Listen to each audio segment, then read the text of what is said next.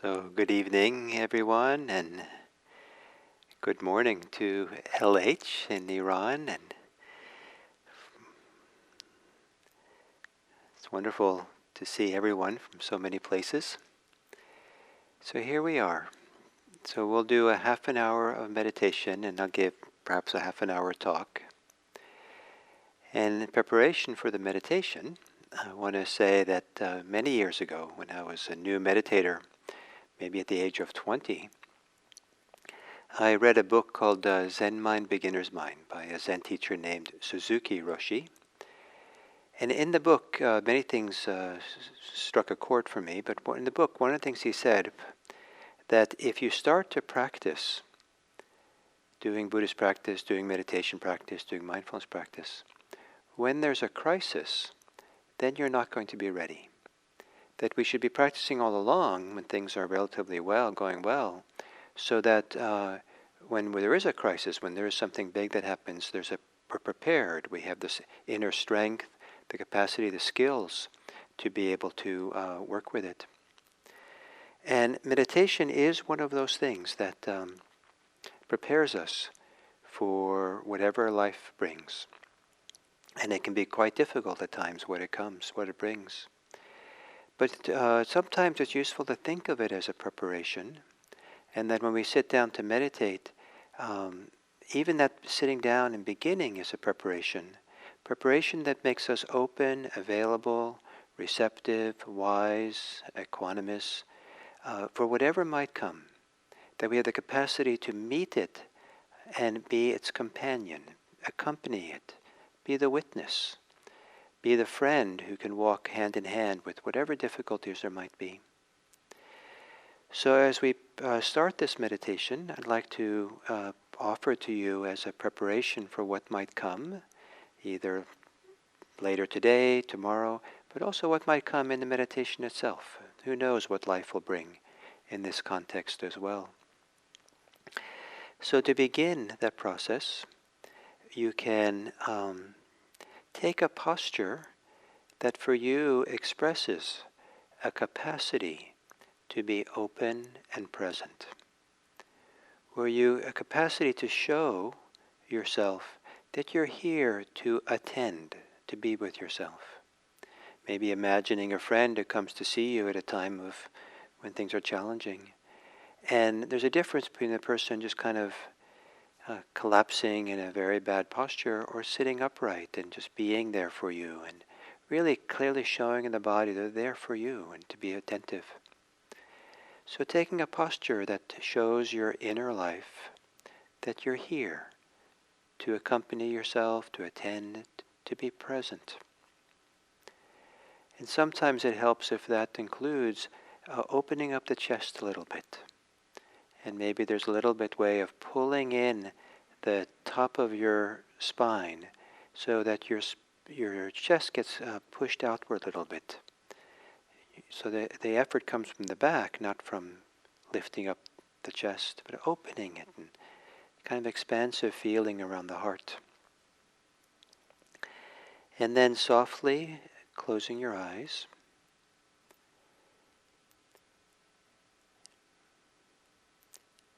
And maybe swaying, rocking your body back and forth a little bit as a way to kind of feel your body, connect to your body, and settle your body in a good way where you're balanced on your sitting bones.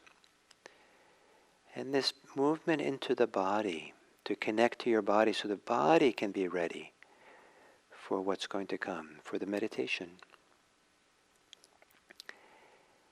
And then to take a few long, slow, deep breaths. Breathing is such a powerful center for our lives. So many different religions in the world focus on breathing as a powerful spiritual practice. And it's possible to learn that through breathing to have a constancy or stability or ballast for whatever might arise. We can stay constant, balanced, even through it, but just coming back to our breathing, being with the breath, rather than slipping off into the stories and ideas we have that might cause the boat to sink.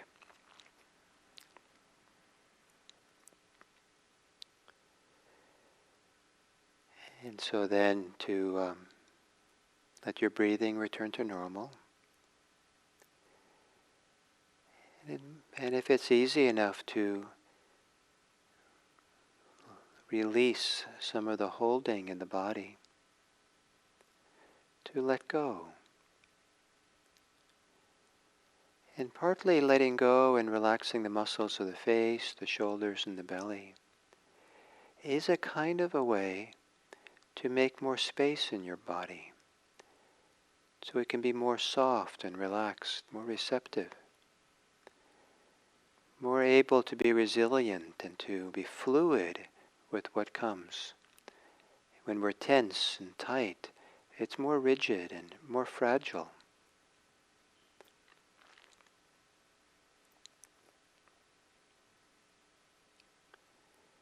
And then take some moments to experience your body globally. Experience the whole body as if the body is a large container, a conduit through which sensations flow, appear and disappear. As if the body can hold all things, as if the body is big enough for whatever emotions and feelings you have. And maybe breathing as a golden wind blowing through this large receptacle of your body.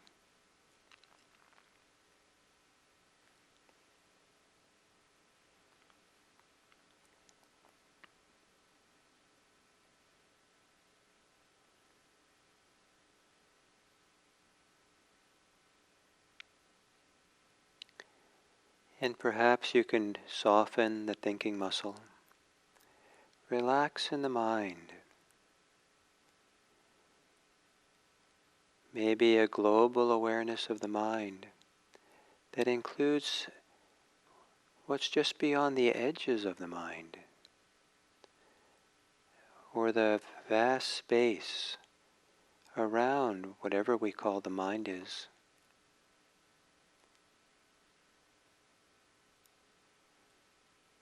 The vast space that easily holds, supports, nourishes the mind. Whatever happens in the mind, the space around the mind, the space around the body, being a friendly space. A friendly space for whatever's happening within.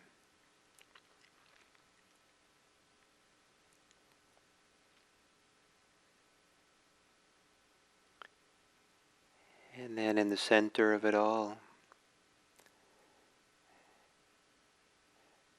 the inhale and the exhale, the rise and the fall of the chest, the belly as you breathe.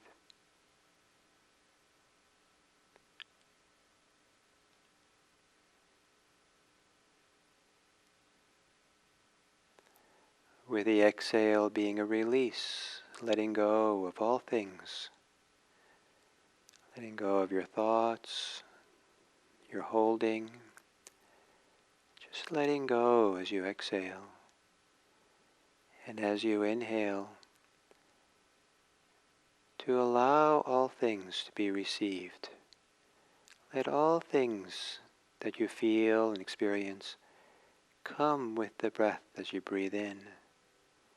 Not a denial of anything, but making room for all things as you breathe in,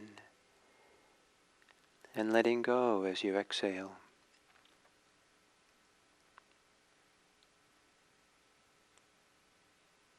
Everything has a place as you breathe in. Everything can come to rest as you exhale.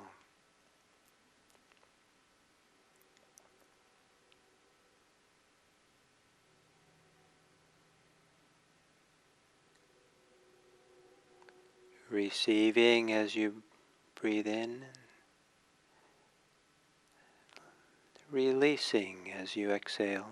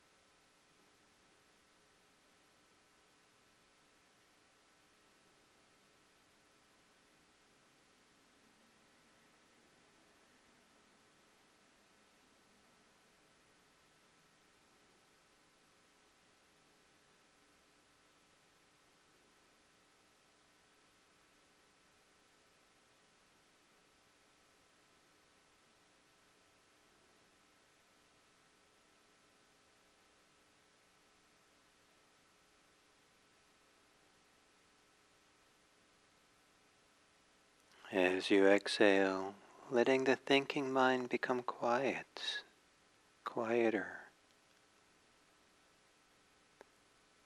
As you inhale, let the thinking mind become silent, so you can better feel and sense and make room for all things, as if the quiet mind is all the room that's needed to feel and experience whatever is here, without reacting to it, without thinking about it.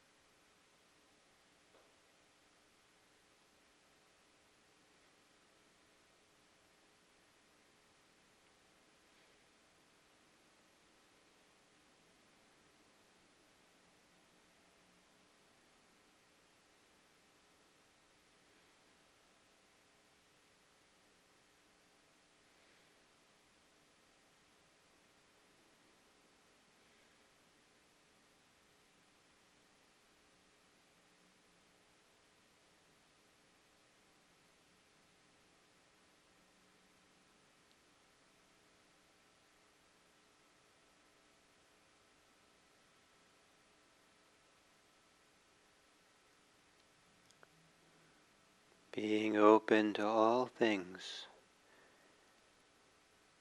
letting go of your thoughts as you exhale,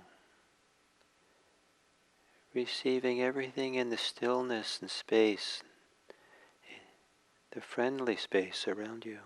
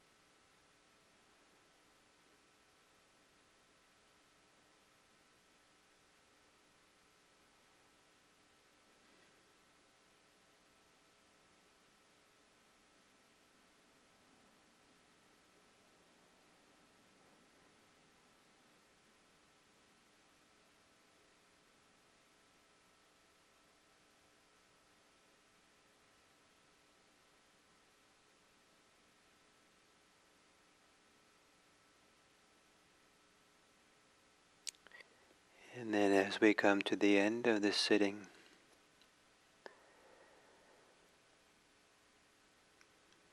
to think of yourself as being prepared now,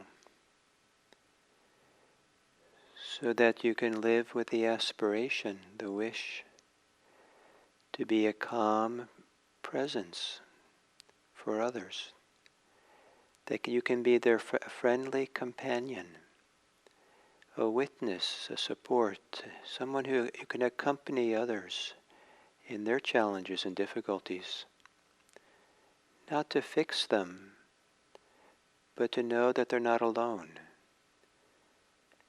and that you're not afraid, that you're willing to sit there, be with them and talk, and that you're prepared through meditation. May it be that you're prepared through meditation to sit in the fire with all beings, being their friend, being their support, providing them with stability and calm, helping them to feel it's okay to be how they are.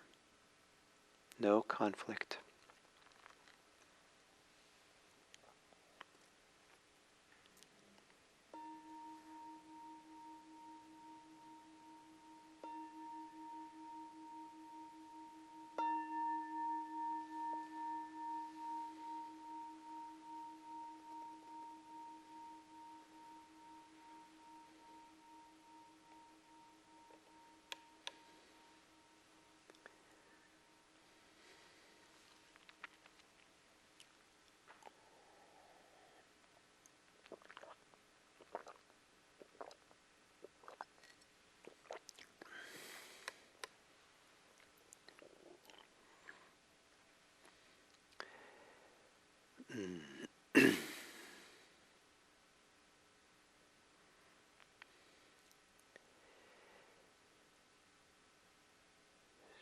So, we've been living now in a COVID-19 world where this little virus, and billions, trillions of them perhaps, have disrupted our lives, disrupted our society in a way that was unimaginable, just a few months ago or a month ago. And many people now have been living with this new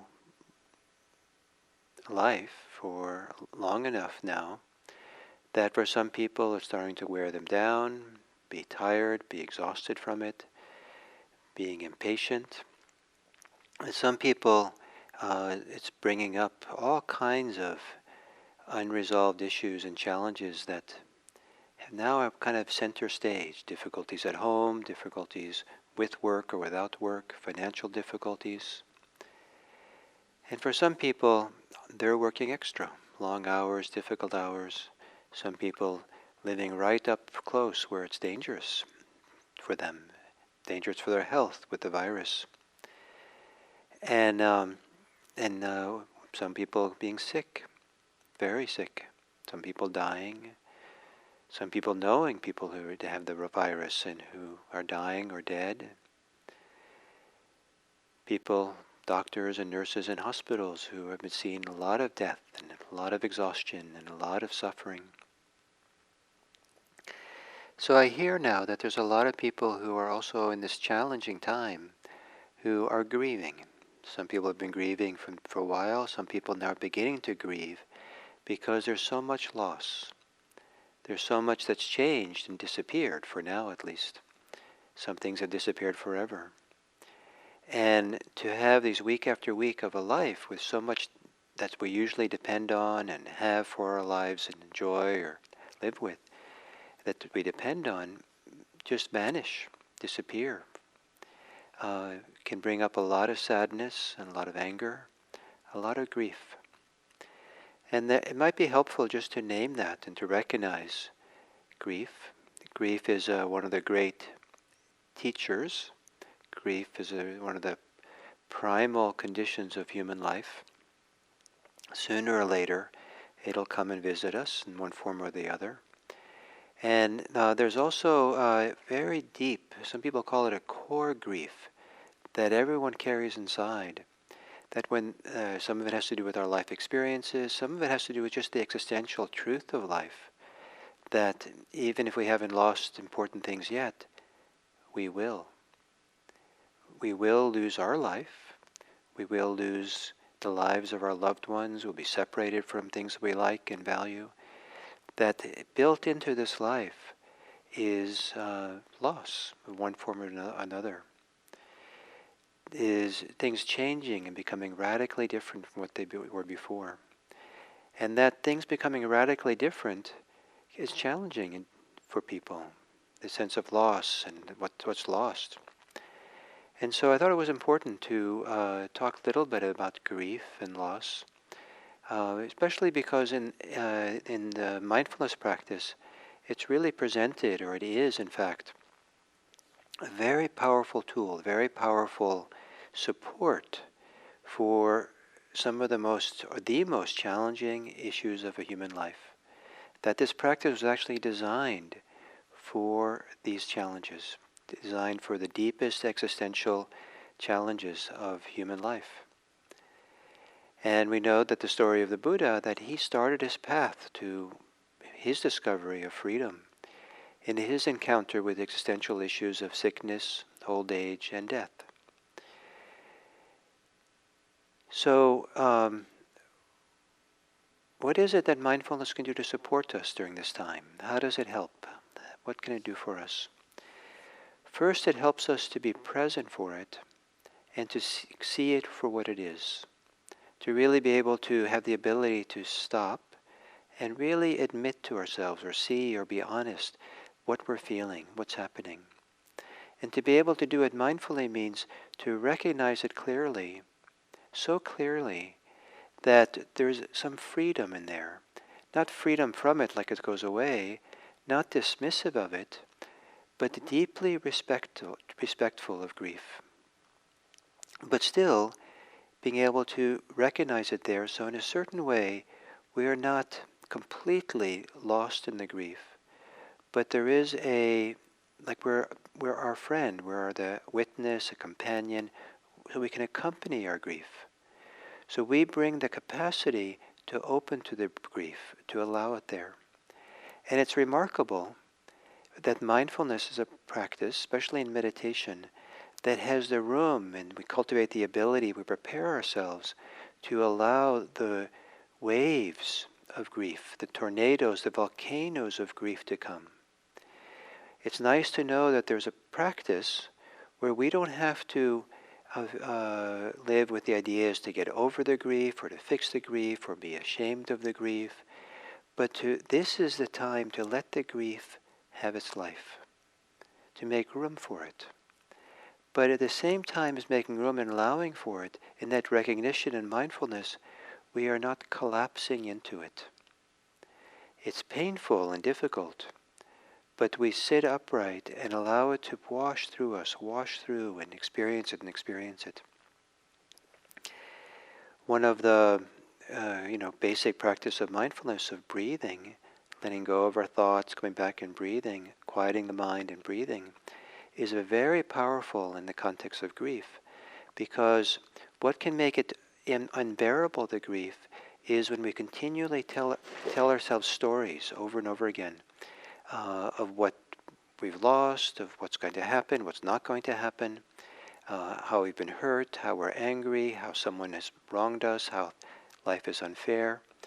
And of course the mind will think these things. It's not a mistake that the mind thinks these things. But to get lost in those thoughts is where grief can be too much.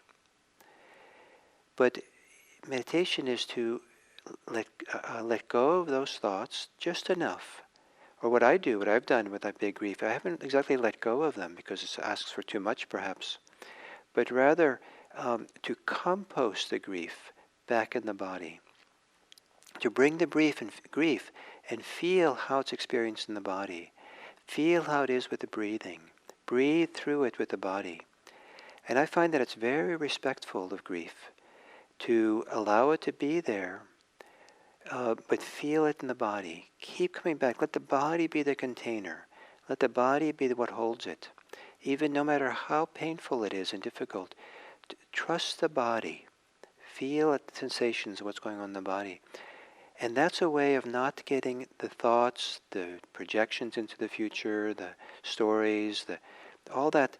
They're allowed to live. It's okay. But we don't feed them. We don't get involved in them. We don't actively get engaged in them.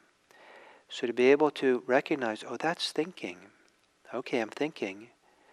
There's a lot of grief, so of course I'm thinking. Maybe we can't let go of it. But we can turn the attention to feel the experience of grief in the body. I like to think of grief as kind of like a mystery.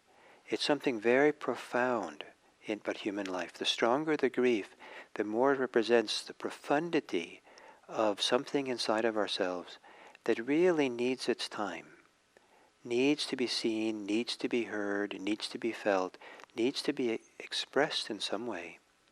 And I think of grief while we're meditating as a form of expression. It's not a damping down or a denial.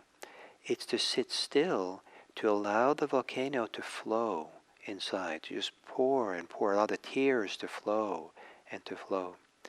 And this idea of radical permission to just feel and allow it to be there while sitting still and quiet. And giving yourself lots of time. There are many kinds of losses that people can have, and sometimes it's helpful to be able to recognize and name the specific loss, so it has a little bit of a handle to it, so we're not it's not amorphous and confusing. So there is material loss. We can lose our money, we can lose our work, we can lose our access to some of the wonderful things about life that go on. And so the loss of material, of wealth, and sometimes there's loss of food, loss of freedom to get food that goes on. There's a loss of functionality. We can't function, we can't behave in the way we used to behaving. In places where they've been locked up in their apartments or homes for weeks, so much is lost. Being able to play, children who can't play outside. People can't go outside and go hang out with their friends and talk with their friends and go out maybe to nature and see the woods, or they can't do the recreational opportunities or can't go and get their education the way they were used to. Some kids are now doing education at home, but it doesn't work for some kids. That form of learning and that kind of discipline doesn't work. So there's all kinds of things, functions, activities we do that have been curtailed. And so for some people, these are really important activities, and there's loss, there's grief in not being able to do it. There's loss of our image and our imagination. We have an image of ourselves as being capable. We have an image of ourselves as someone who can support ourselves, take care of our situations, can work. And to have that self-image, the rug pulled from underneath, is very, very challenging to feel that, and people feel disoriented, they feel lost, and they feel afraid. Who's going to take care of me when I'm sick and alone, perhaps? Very frightening, very difficult to be in. It's a huge grief to have that kind of loss of company and support. There's the imagination of what's coming in the future. There's anticipatory grief. That because of what we've lost now, we've lost the future. We lose a friend of ours dies, and now we've lost the future of all the things we were going to do and hope to do and anticipating. We lost our educational opportunity, we lost our job, and all things we were anticipating we were going to do were taken away. And so there's grief. There is relational losses. This idea that certainly with death we lose relationships, but with this shelter in place, there's ways in which our relationships some of them are not as rich. We can't connect to people, we can't have the regular easy contact with friends, with family people who don't see each other because they're supposed to be quarantined. They might talk, they might video conference a little bit somehow, but very different than just hanging out in the living room and talking with a friend or a grandmother or a parent or siblings or children that we haven't seen and we're used to seeing, and the sense of loss of that relationship. Their relationships have gotten strained, dramatically strained. Couples, kids and families, where the inherent maybe stresses, attentions that have managed just fine all along, But when in quarantine and loss of work and money, lots of loss in the value and the relationship, what it's all about. And then there's existential loss. The loss of the existential support that we have, the needs we have to live a successful life, needs we have to live a safe life, a loss of safety, to go to a store and to go shopping and not feel safe because maybe you'll pick up the virus, to not know if, look into the future. Apparently this virus is going to stay around for a while. Right now there's no known vaccine. How long do we have to live with this existential fear of sickness and death and suffering? So there's all these forms of grief, all these forms of loss. And of course it's going to be difficult. There's no shame in grief. And there's no, grief is to be respected. Grief is a powerful working of the heart, powerful working of something deep inside. And the task of mindfulness, the offer of mindfulness, is to learn how to grieve well, to have good grief. And it's possible to grieve in unhealthy ways. It's possible to collapse completely in it. It's possible to not deny it. It's possible to numb out. It's possible to distract oneself. It's possible to, all kinds of things that dampen it down, push it away, or ways in which we overindulge in it, we get caught in it, all this. And some of this has to do with strong identification with the suffering, strong way of it being attached even to the suffering, to the sadness that's there, sometimes a strong identification with the anger. Grief often can come with anger, it can often come with sadness. That one of the interesting paradoxes or interesting movements around the anger and sadness that can come with loss is that when you feel one, you feel the anger, ask yourself where the sadness is. If you feel a lot of sadness, ask yourself where the anger is. And the interesting practice of doing that is that we can often get stuck in anger or stuck in sadness or sorrow. But if you can notice that maybe underlying it is the other, that sometimes can loosen it up and let it flow more easily, and it's not so stuck, but it's recognized and we can breathe with it, to have breathing room with the experience. Grief will take its own time, and its own time means there's no particular time how long it's going to take. Generally, grief takes a lot longer than people think it's going to take. And sometimes it takes a lifetime. Some grief accompanies us for a long time. And the art of mindfulness, when we really learn it and can stay with grief and feel it, even if it stays for a long time, it becomes our companion in such a way that it can actually help us become freer, helps us to be more honest, helps us to be more real and connected and full. That the sorrow, the pain of loss doesn't have to limit us. It can actually free us and actually heal us in some way. There can be healing with grief and through grief, but not on your time. If you're too quick to want to heal, then you're not respecting the deeper unfolding, the process which grief is. Grief is a process. Don't shortchange it. Don't speed it up, except one way.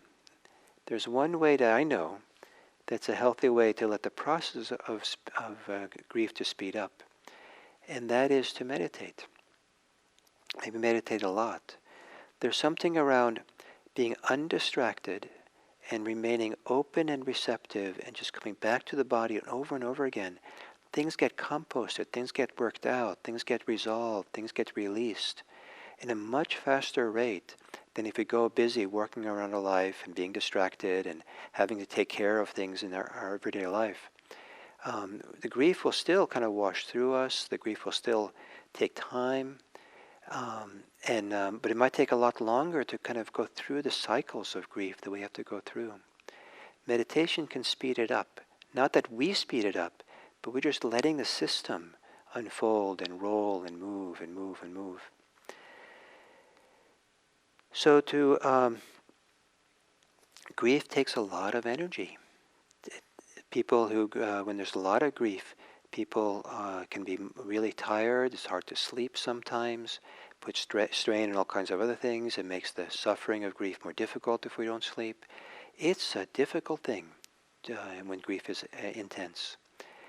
And I say that just so we can recognize that, so we're not fighting it or surprised by it or despairing that this is how it is.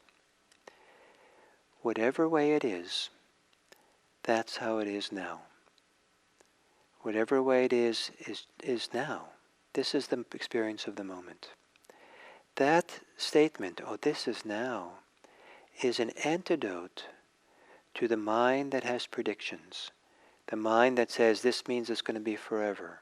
This means it's going to get worse and worse. This means I'll lose something more. This means this and that.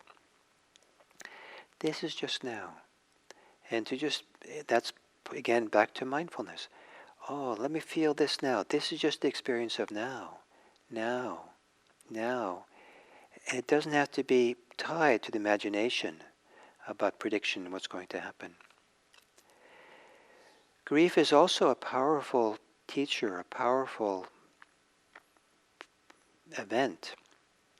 When a grief of the present moment, something like a loss of work or a loss of money or loss of rent money or loss of housing or all kinds of things can happen, loss of health, resonates or wakes up grief we've had in the past. Not many people know how to grieve well. Our society, our family, our religions, culture sometimes don't teach us that much, especially in the modern world, how to have respectful grief and proper grief or full grief or healing grief or make space for grief. And so if grief hasn't been complete or it hasn't really been respected well in the past, the pain of what happened in the past still can live in us. And the loss and the fear around the loss of losing still lives there. And so contemporary losses reawaken the old ones. And sometimes the core griefs that we're feeling with contemporary loss is not the contemporary loss itself, though it might seem that way, but rather it's how it resonates with these old griefs that we still carry with us that have never been resolved. So one of the primary things I keep saying that I want to emphasize is the idea of respecting grief. Take it, really respect it, really give it its time. In a certain way, to grieve well is to trust the grief, even when trust seems impossible. It's so painful, so difficult, so over the top what's happening. So the whole world has fallen apart for people. It's okay. It's okay to grieve. Trust the grief. It's now. This is the experience now. If you've been meditating and you've prepared yourself through weeks, months, years of meditation, hopefully that preparation will allow you to keep opening to it and feeling it and be with it as present moment phenomena. Let it flow. Let it be there. Trust it deeply. Be the friendly presence for it. Or friendly is too much. Be the companion. Accompany your grief and help your grief feel safe. Help your grief feel that it's accompanied. Help your grief feel that it's not alone. Help your grief feel safe with you, that it's allowed to be, it's allowed to exist. And if you do this, it's not just this particular grief that you're working with. We're working with deep, deep conditioning inside, deep courses inside of us. And it's definitely part of the path to liberation. There are some teachers who say the path to liberation is one grief after another. It's all these things we're grieving, what we let go of and what goes and what ends. That has not been my experience, that the path to liberation is one grief after the other. But sooner or later, The path of liberation involves some grief, or touching in with the historical grief we still carry within us. So if you're experiencing grief these days of COVID-19, please know that you're not alone, that it's a challenging times for many, many, many people. Please know that there's nothing wrong with grieving, but do see if you can grieve well. And grieve well doesn't mean you have to be clever, or you have to have the right tools or techniques. It mostly means you get out of the way of the grief, and get out of the way by really feeling it in the body. Make room for the grief itself is a inconstant, impermanent flow of things coming and going and flowing. Whenever you find yourself thinking about grief, thinking about what's going on, the loss, the upset, the angry, the sadness, come back into your body. Let your body be the container. Let the body be the temple. Let the body hold it all. Let the body be the friendly space, create the friendly space around the pain, so the pain is not alone.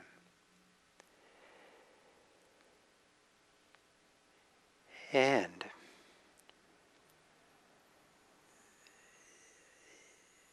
my hope is that we can be each other's companions, that we can be, by our ability to sit with grief in ourselves, we can also have the ability to sit with others when they're grieving, not to fix them, but to help them feel there's no shame, that it's safe and appropriate to allow it to be front and center, to let grief have its time. Don't be in a hurry. And I hope that in that process, this whole process, that you learn that there is love, that you can love yourself, have compassion for yourself, no matter how dark it gets, and you can have love and compassion for others. May it be that we live in a world where we love each other. May it be that we live in a world that's built on the foundation of caring for each other, caring for everyone. May it be that we live in a world of care, compassion, generosity, and love. That's the world I'm hoping that we can make from the ashes of what is happening in our world today. So thank you, and I hope that you sleep well. Those of you who are getting ready to sleep, I hope that you go to bed, and when you go to bed, that you offer yourself loving, caring, generous warmth and care, and support yourself, love yourself, to sleep well through the night. Thank you.